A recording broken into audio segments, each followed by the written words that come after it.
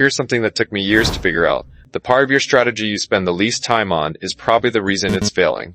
If you ask most traders what the most important part of a profitable trading strategy is, they'll probably tell you it's the entry. Finding that one setup, that one indicator, or that one pattern that consistently gets you into the market before everyone else. And honestly, I used to think exactly the same thing. But after spending thousands of hours building trading systems, running backtests, reading books, and trying every approach I could get my hands on, I came to a conclusion. The thing almost everyone spends the most time trying to improve is probably the least important part of the entire system. In fact, if I gave 10 profitable traders the exact same entry strategy, I can almost guarantee they wouldn't all end up with the same results. Some would make money, some would barely break even, and some would lose money consistently despite taking the exact same entries. So the obvious question becomes, what's actually creating the difference? That's exactly what we're going to answer in this video, because there are really 4 components that determine whether a trading strategy survives in live markets. That are your exits, your position sizing, your validation process, and only then your entries. And interestingly enough, we're going to cover them in the exact opposite order of how most traders think about them. So let's start with position sizing. Now, if you spent any time learning about risk management, you've probably heard the advice to risk a fixed percentage of your account on every trade.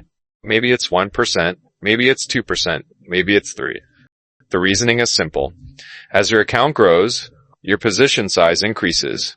And if your account shrinks, your position size decreases automatically because you're risking less. On paper, that sounds incredibly logical. And for a long time, I never questioned it either. But eventually, I started asking myself a very simple question. What actually happens after a drawdown? Let's say you start with a $10,000 account and you're risking 3% on every trade. Every position risks around $300 and everything works exactly as expected. Then you go through a completely normal losing streak. Nothing unusual, nothing catastrophic. Your account drops to $9,500, which is only a 5% drawdown. Naturally, you continue risking 3% because that's what your position sizing model tells you to do. But now your risk isn't $300 anymore, it's $285. At first, that doesn't seem like a big deal. In fact, it even feels safer because you're risking slightly less money. But the interesting part is that most traders stop thinking right there. They see smaller risk and immediately assume that's automatically a good thing. What they don't realize is that every loss is now reducing 2 completely different things at the same time. Obviously, your account balance is getting smaller, but your earning power is shrinking as well because every future winner is now worth fewer dollars than the one before it. If you lose again, your position size shrinks again. If you lose again, it shrinks even further. Without really noticing it, you're constantly making it harder to recover because every winning trade is now contributing less and less money back to the account. So you're dealing with a mathematical asymmetry that's working against you the entire time. Your account is smaller, your position sizes are smaller, your profits are smaller, yet the percentage return you need keeps getting larger. It's almost like trying to run uphill while someone is slowly making the hill steeper after every step you take. At this point, you might think fixed percentage position sizing is fundamentally flawed, but that's not the conclusion I came to, because there's a simple fix. Instead of continuously reducing your position size every time your account drops, you can base your sizing on something called a high water mark. Every time your account reaches a new equity high, you allow your position size to increase. But once you enter a drawdown, you don't scale down after every single loss. Instead, you keep your sizing fixed until you've either recovered or hit a predefined threshold, say a 15% drawdown, that forces you to reduce exposure gradually, not trade by trade. You protect yourself during drawdowns, but your own risk model shouldn't become another obstacle once things normalize. But here's the thing. None of this matters if the strategy you're trading only looked profitable inside a backtest. Even perfect position sizing can't save a strategy that was never statistically robust in the first place. And the more time traders spend improving a strategy, the more likely they are to accidentally destroy it. One of the biggest misconceptions in trading is that a beautiful equity curve automatically means you found an edge. We've all seen those backtests that seem almost perfect. The drawdowns are tiny, the win rate looks incredible, and the strategy appears to print money almost every month. The problem is that markets don't care how impressive your backtest looks. They only care whether your strategy can survive data it has never seen before. This is exactly why professional systematic traders spend so much time validating their strategies instead of simply optimizing them. And one of the most important techniques they use is something called walk-forward analysis. Now, the name sounds far more complicated than the concept actually is. Let's say you have 10 years of historical data.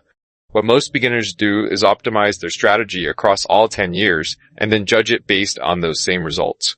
The issue is that you're essentially allowing the strategy to study the answers before taking the exam. It's very similar to memorizing every question on a practice test instead of actually learning the subject. Naturally, you'll perform well on that exact test, but the moment somebody changes the questions, your performance completely falls apart. That's exactly what overfitting is. You built a strategy that's incredibly good at explaining the past instead of predicting the future. Walk-forward analysis approaches the problem differently. Instead of optimizing on the entire dataset, you only optimize on a small section first. Once you've finished optimizing, you lock those parameters and immediately test them on completely unseen market data. No adjustments, no fine-tuning, no second chances. If the strategy continues performing reasonably well, that's a good sign because it's adapting to information it has never encountered before. Then you move the testing window forward, optimize again, and repeat the process over and over. And here's what's fascinating. Many strategies that produce spectacular backtests fail almost immediately once you evaluate them this way. Not because they're bad ideas, but because they've been optimized to fit tiny details that only existed in historical data.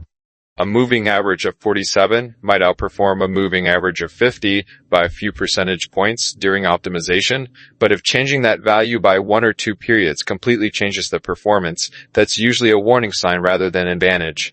Robust strategies don't rely on perfect numbers. They continue working even when conditions are perfect. When markets change, volatility shifts, or trends become weaker than before. And that's ultimately what you're trying to build, not the strategy with the highest historical return, but the strategy that's most likely to survive the future. Unfortunately, even if a strategy passes walk-forward analysis, there's still one final test that quietly destroys an enormous number of profitable-looking systems before they ever reach a live account. It comes down to something much less exciting, which is exactly why so many traders ignore it: trading costs. If you've ever built a strategy that looked incredible inside a backtest, but completely fell apart once you traded it live, there's a very good chance this was the reason. Because the market you see on your chart isn't actually the market you trade. Every time you enter a position, you pay the spread. Every time you exit, you pay it again. Depending on the instrument, you might also pay commissions, exchange fees, financing costs, and perhaps, the most underestimated one of all, slippage. Now, slippage is simply the difference between the price you expected to get and the price you actually receive. During quiet market conditions, that difference might only be a fraction of a tick. But during major news events, periods of high volatility, or when liquidity suddenly disappears, that gap can become surprisingly large. And here's where things become dangerous. Most beginner backtests assume perfect execution. Unfortunately, that's almost never how real markets behave. Let me give you a simple example. Imagine you've built a strategy that makes an average of $8 per trade after thousands of historical trades. On paper, that sounds profitable, but now add $2 of commissions, another $2 from the spread, and maybe $3 of average slippage. Suddenly, you remove $7 from every trade. And just like that, a strategy that looked fantastic is now barely profitable, or even worse, consistently losing money. This is why professional systematic traders are often much less interested in finding the highest return strategy and much more interested in finding the most realistic one. They'd rather have a strategy that makes slightly less money in a backtest, but continues performing after costs. And once you start thinking this way, you stop chasing perfect-looking equity curves and start building systems that are actually robust enough to survive live markets. Now let's come back to the entry. Real edge in an entry usually comes from 2 places. First, combining indicators in less obvious ways.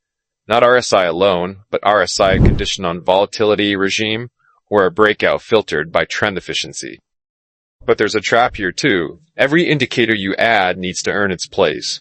The moment you're stacking 10 filters, just because each one individually looked good in a backtest, you're not building an edge anymore. You're overfitting with extra steps. 2 or 3 indicators that each capture something genuinely different is usually more robust than 10 that all measure some variation, the same thing.